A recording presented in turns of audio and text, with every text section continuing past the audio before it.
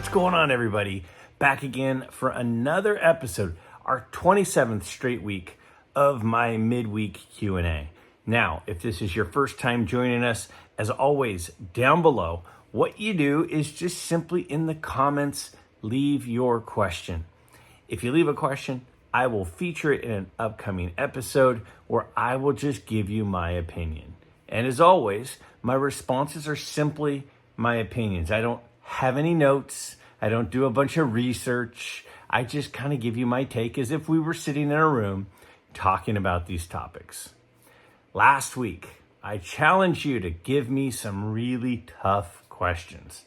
And that's exactly what you did. You guys brought it, and a couple of these questions are really tough, kind of controversial things, but I'm just going to give you kind of my point of view. Doesn't mean my answers are right. Doesn't mean my responses are the only way to consider. That's why down below I encourage you to give me a response, to give me your opinion. Do you agree? Do you disagree? Why? And this is just a way to exchange some ideas on some card-related topics. Now, we're going to take a look at our first question, but this week, my first two questions have some very similar themes to them. So what I'm going to do is I'm going to read you the first two questions, and I'm going to respond to both of the questions in a combined answer, because so much of the questions, my response would have so much overlap. So let's go ahead and take a look at those first two questions right here. I run a booth at a flea market. I'm noticing a lot of folks walking and buying little. Most are asking to sell instead of buying. I think the near future may be rough in the economy, and this may be a massive buying opportunity. What are your thoughts? I recently saw a video, and the gentleman said baseball cards in general weren't a good investment. How do you think cards compare to other types of investing? A card portfolio versus stocks versus a CD that earns 4%. Most of us collect for fun, but could it be a good investment? All right.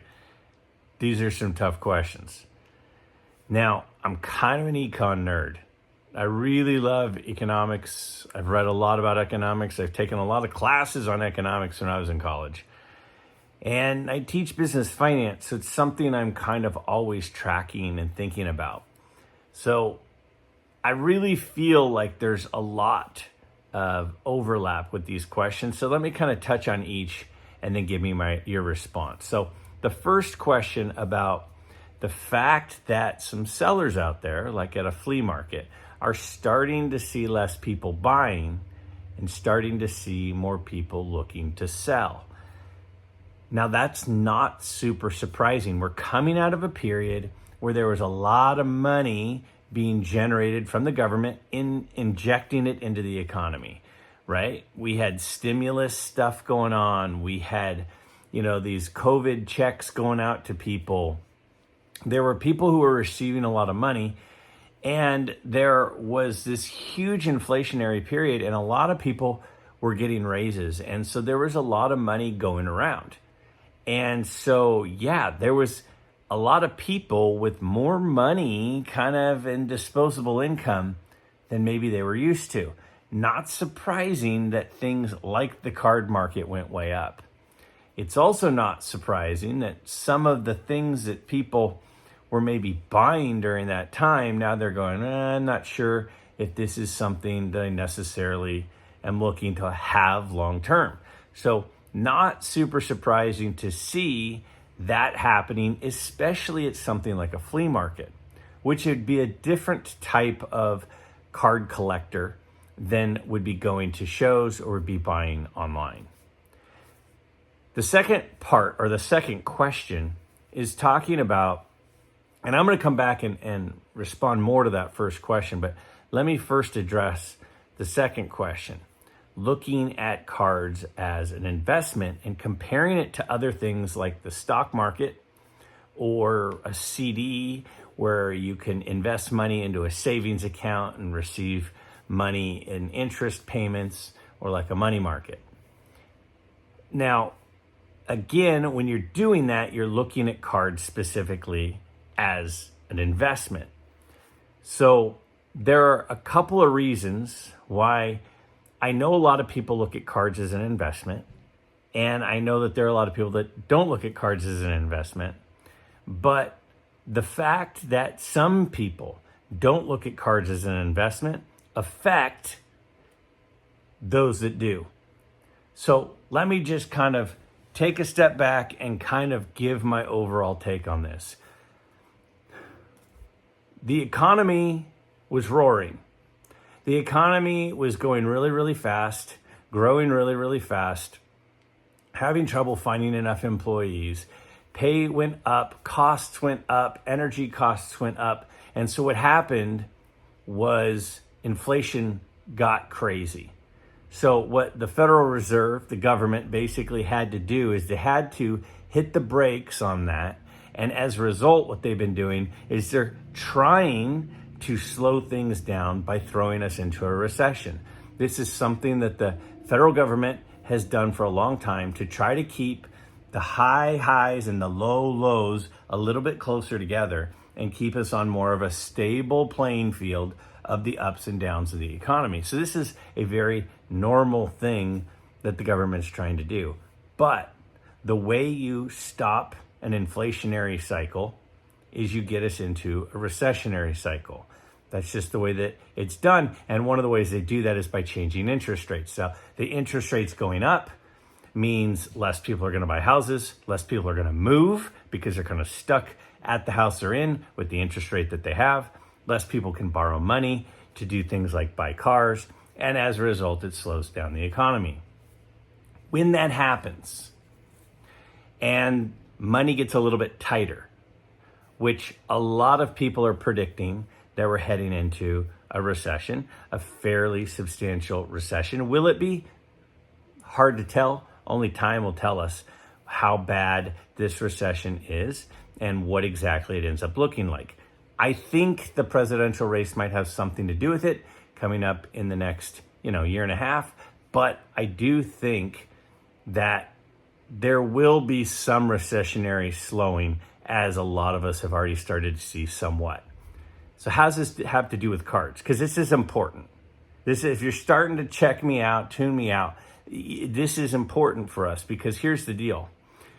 When money gets tight, people aren't going to stop buying gasoline for their car. They're not going to stop buying housing. They're not going to stop buying milk or food. Those are not things that they're going to cut.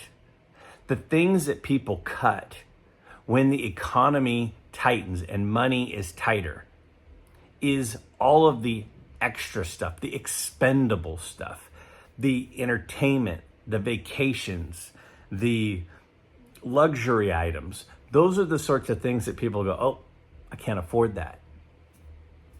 Cards, while some people consider those an investment, and for some people, they have a lot of money invested in them, and that's fine.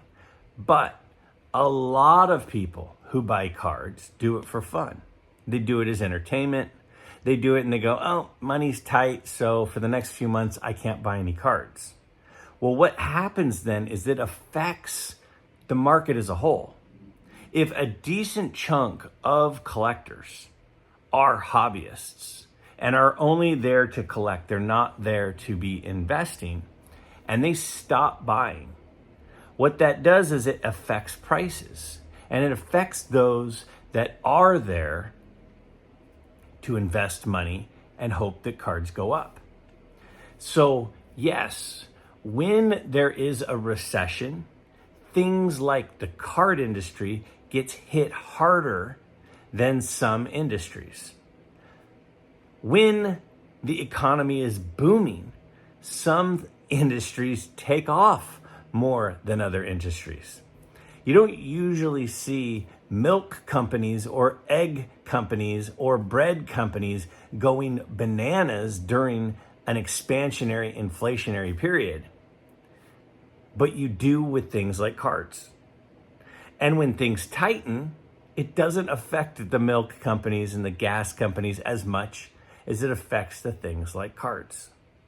So yes, if we're headed into a recessionary period, which a lot of us think that we are, and there are a fair amount of collectors who are just there for entertainment purposes and are just simply collecting, then yes, I absolutely think that the card market will have a little bit more of a dramatic dip than the economy as a whole.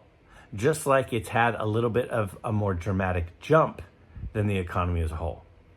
So, long story short, this is not the first time that the economy has gone into or is going into or is in a recessionary situation.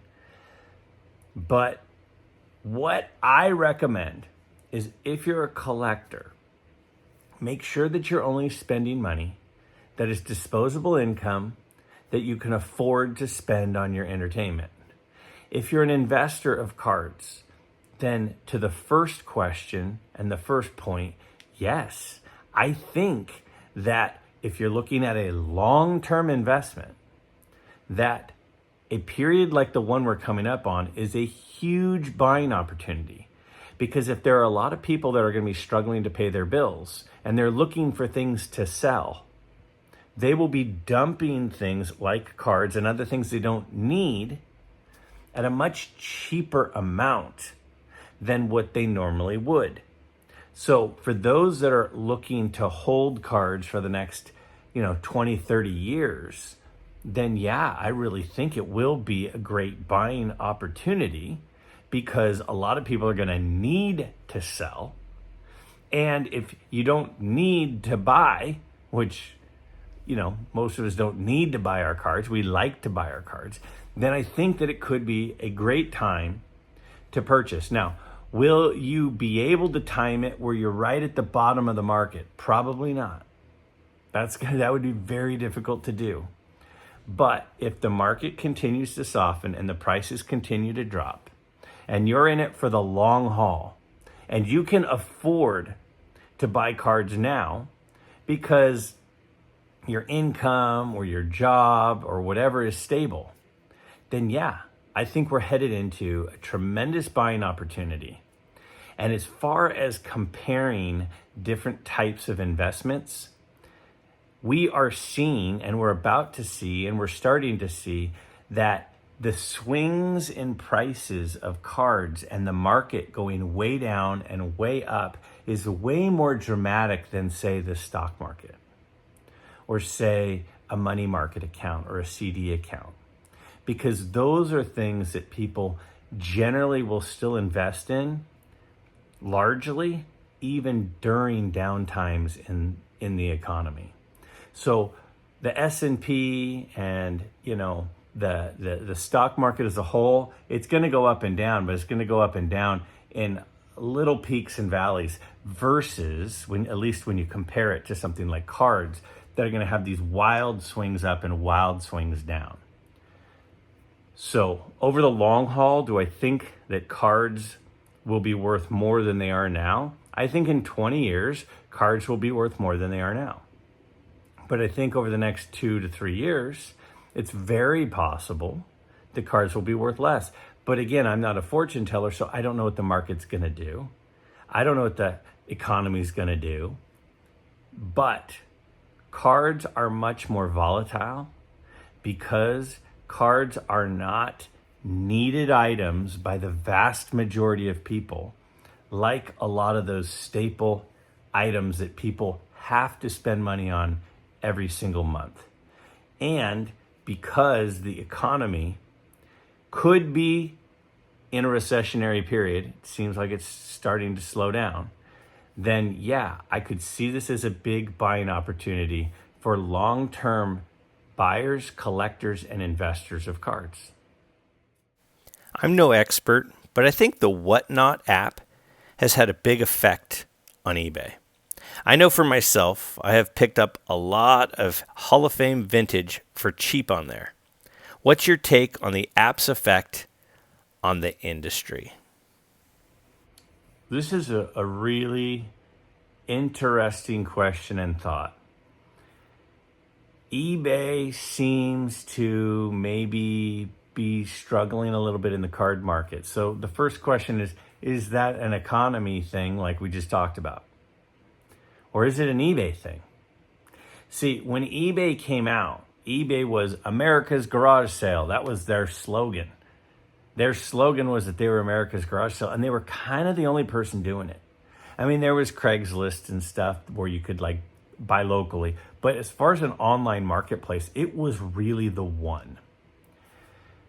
But since then, there are a lot of options. There's PWCC, there's Golden, there's Whatnot, like you mentioned. There are so many different places that somebody could buy and sell cards.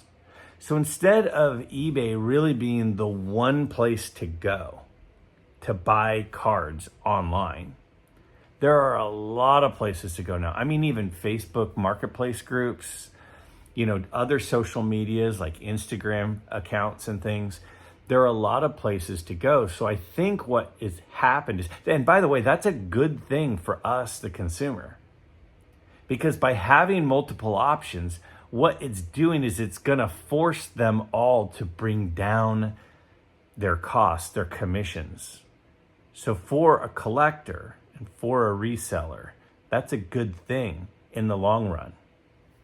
Now, the fact that Fanatics bought PWCC and is now going to have a place to have a card-specific outlet to buy and sell cards, I think is a very powerful and very smart move for them to be making.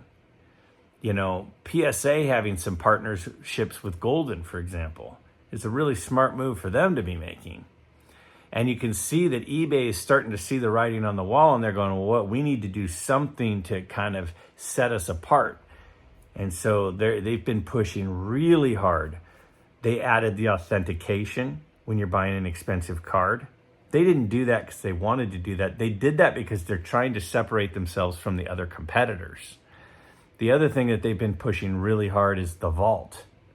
And instead of your cards showing up to your house, your cards going to the vault where they hold them and store them.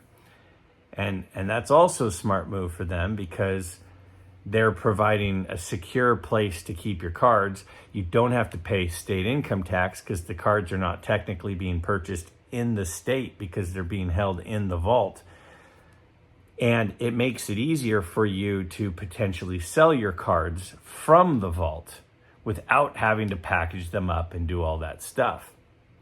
But eBay is doing that not out of the goodness of their heart. They're doing that because that way they still control your cards. So when you sell someday, guess who has them? eBay. So I'm not for or against vaults. I'm not for or against eBay. As far as Whatnot or Golden or PWCC or any of these are concerned, all I know is the more the merrier as far as I'm concerned, because what it's going to do is they're going to compete with each other for our business.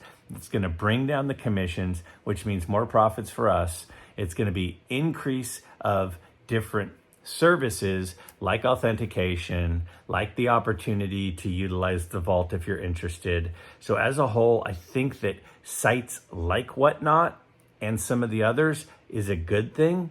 Even if you're not using them, it's a good thing because competition breeds ingenuity and it breeds an increase in services and a decrease in fees. Here's a tough question for Q&A.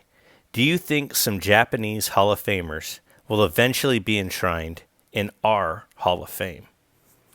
This is a really, really interesting question. And the easy response is, I have no idea. I really have no idea. But it is the National Baseball Hall of Fame. And when we say the National Baseball Hall of Fame, we're talking about the nation being the United States. So there are other groups that were not part of Major League Baseball that have been acknowledged, have been recognized, and have been honored by the Hall of Fame, right? There's obviously the Negro Leagues, which some of the best players of all time came out of that league. And that's also a thing where it wasn't the fault of anyone. Those players wanted to play in the majors. They were prevented from playing in the majors, and it happened in our nation. So it makes perfect sense to me that the Hall of Fame would recognize Negro League players. When we talk about other groups, how about, remember after A League of Their Own came out, the movie, and the Hall of Fame did this whole wing where they talked all about the female baseball players. And when I was at the Hall of Fame, that was still there. It was still acknowledged. It was still talked about. It was still praised, which is a good thing as well. But again, that was a group that was within the nation for the National Baseball Hall of Fame. So the reason I think it gets interesting when we talk about Japanese players is players like Sadahara O, players that came over mid-career like Hideki Matsui or like Ichiro or like Otani has, it has made a huge impact on Major League Baseball, and it's made a huge impact on the global popularity of the sport. If you go outside of the United States, one of the places that baseball is most popular is Japan. And it's largely because of those big superstars in Japan before they were able to come to the United States. Because remember, there was a time when Japanese players were not allowed to play in the United States. There was a lot of things going on with Japanese internment camps and things in the United States where that wasn't even an option. So, yes, I think that there might be some form of acknowledgement in the Hall of Fame about the impact of Japanese players on Major League Baseball, about how some superstars came over from Japan and really raised the bar of the level of play of baseball in Major League Baseball. As soon as that started to happen, as soon as those doors opened and a lot of those players came over, it really made an impact. Now, obviously, I think, Ichiro will obviously be in the Hall of Fame. I'm sure there will be some sort of acknowledgement about Ichiro and how good he was in the Japanese leagues. Otani is obviously off to a terrific start. And what will happen over the next, several years of his career, who knows? But he's well on his way. But I don't think that we're going to have players, again, just my opinion, who only played in Japan get inducted into the National Baseball Hall of Fame. But I do think some of the players who started playing in Japan and then finished in the United States and were stars in the United States, there will be an acknowledgement of their success from their time playing in Japan. And I could even see there being a section of the Hall of Fame that really talks about the importance of the Japanese influence and the players from Japan coming into the United States and how much it's done for the game worldwide and in the United States. That's my take. I easily could be wrong, but that would be my response. What are your thoughts on sports and politics being tied together? Or should they be kept separate? Colin Kaepernick being blackballed by the NFL for political stuff, Curt Schilling being out of the Baseball Hall of Fame due to his non-PC comments. More recently, the NBA and BLM and MLB having Pride Night and LGBTQ events. Some people say they're done with sports due to these reasons. But are they really? I don't think politics and its link to sports is a new concept, though, like Ali choosing not to serve in Vietnam. All right. Oh boy, what a tough question. This is probably the toughest question I've ever taken on. It's a very, very polarizing issue. So I'll just be open and honest and give you kind of my point of view. You mentioned a few examples. You mentioned Muhammad Ali. You mentioned Colin Kaepernick. Here's my take. The beauty of the United States is that we're all free to express our opinions. And that is what makes us different than other countries. And it's one of the things that makes us better than other countries, is that we are allowed to give our opinion, even if it's unpopular. And I will always believe that First Amendment right, the freedom of speech, is as important to our country as any amendment. Now, when we talk about something like sports and politics, here's my thought. The most powerful moments are not when athletes bring politics into sports. The most powerful moments are when sports and politics meet organically, naturally. For example, when Jesse Owens in the 1936 Olympics goes over to Germany, and with Adolf Hitler sitting in the stands, dominates and single-handedly proves that Hitler's racist theories are false. That is powerful. When baseball integrates and Jackie Robinson comes into Major League Baseball, and Jackie Robinson doesn't get up on a soapbox and start talking about how this and that should have been allowed here and shouldn't have been allowed and it's long overdue. He just plays. It's natural. It's organic. The collision of politics and sports, they just happen.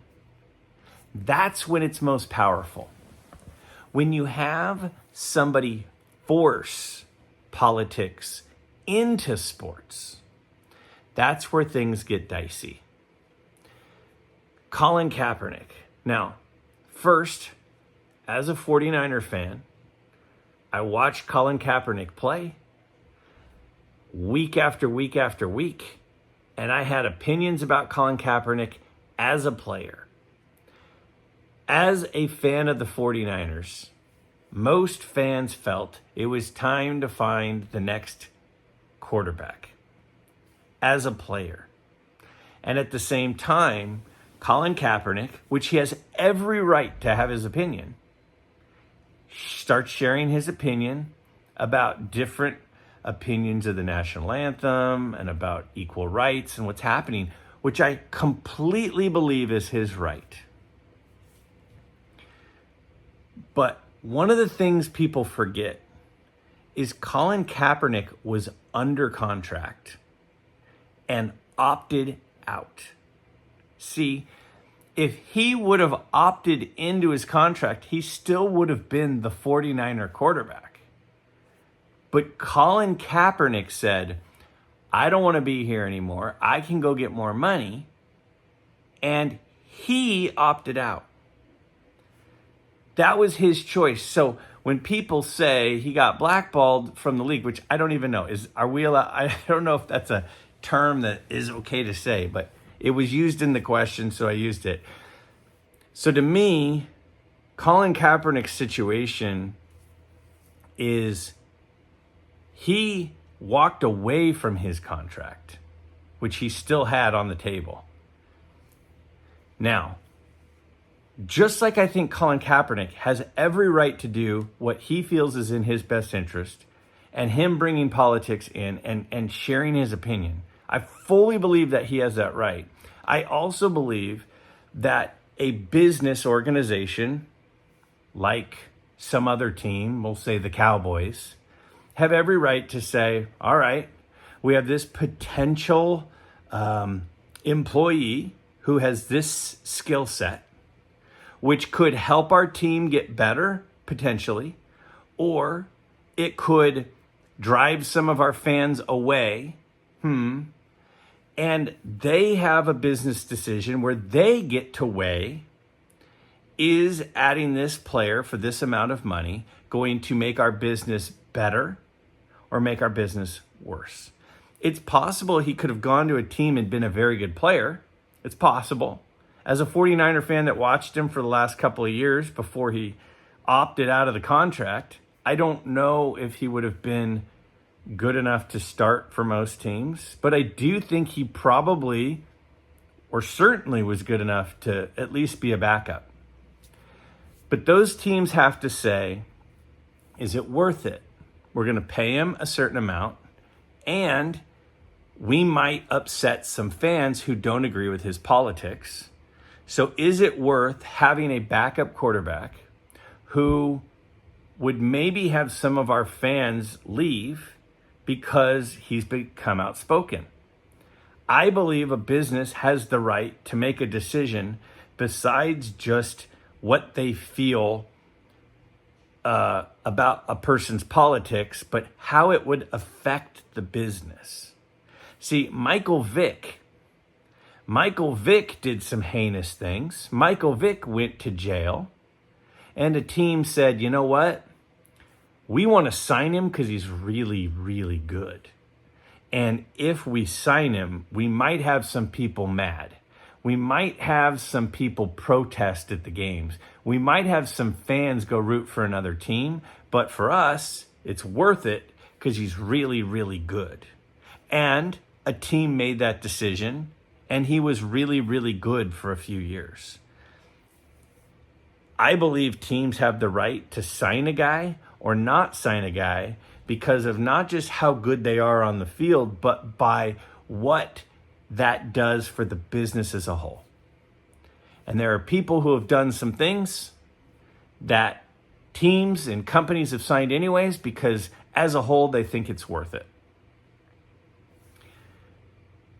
I think when somebody makes a statement and brings politics into sports, when baseball has on the mound, different support of different political things, when NBA has different things on jerseys and things on the court and things in the crowd that support different political things.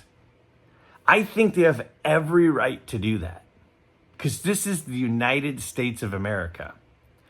But I also think people who that upsets have every right to turn off the TV. Just like the organization of the NBA has the right to put anything out there that they want, the fans have every right to say, I'm not interested in this. For me personally,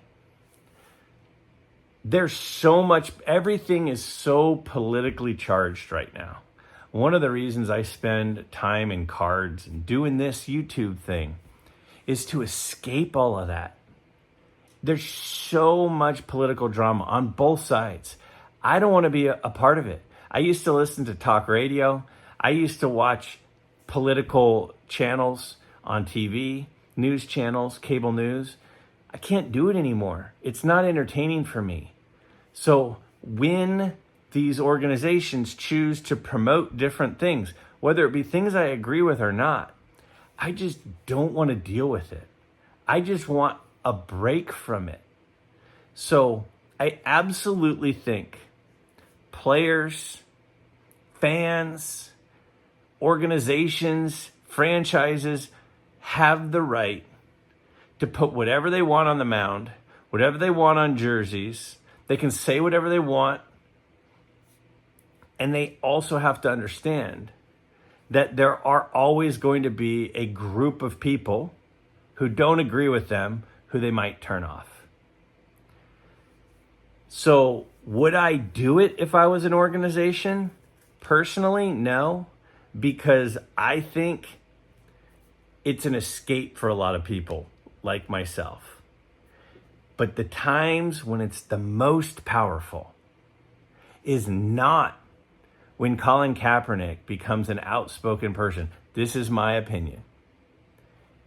It's when it organically happens.